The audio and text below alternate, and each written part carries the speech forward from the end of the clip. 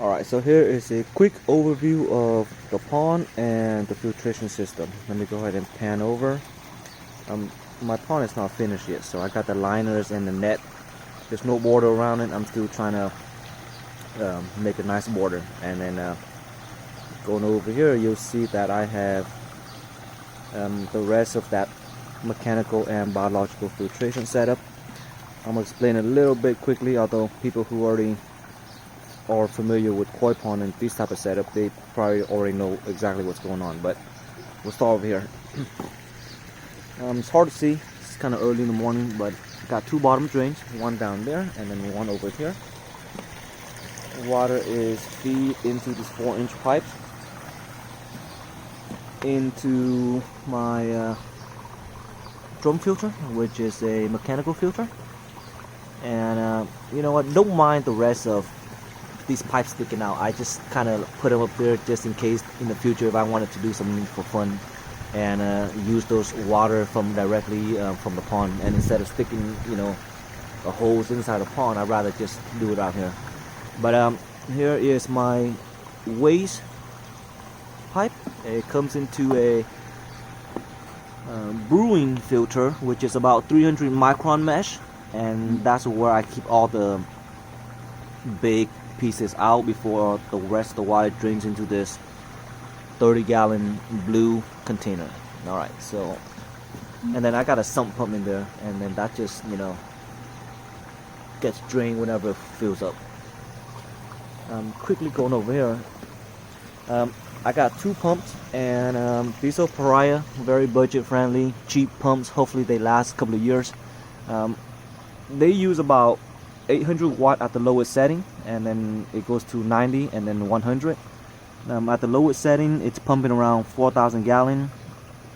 That's what they state on the spec sheet, but I don't think it's anywhere close to that. Anyways, I'm using 2-inch plumbing, and over here I got a 240 gallon sump tank, which contains two things. The first one is underneath this distribution tray that I made out of acrylic. It measures about 19 inches and 60 something inches long, so it's a really long tray. And even though I'm technically flowing about 8,000 gallons of water above it, it's really not even filling up the entire tray. So I guess I can do like 2 or 3 times more water flow above it. And then underneath the tray is about 8 inches, and basically I have these low profile milk crate baskets that I put the Momotaro bacteria in, and then the water drops on top of that and it acts like a shower. And then once it drops underneath the bacteria house, it goes into a media bed of K1, so it looks something like this. And the K1 is well, there's a lot of it.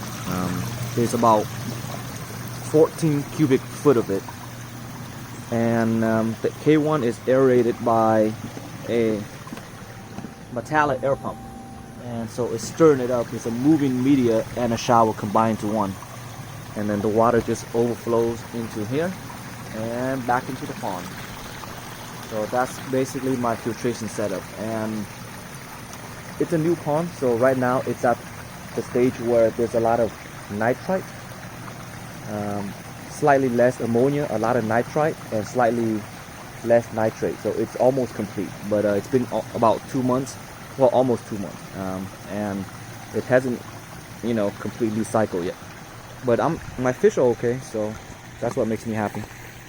Alright, so that's just a basic overview, and then when I have more time, I'll try to go over a little more of it, because it's a really compact setup based on the space limitation that I have in the yard, and I'm able to get a shower and a sump or a moving bed media built into one, as you can see right here.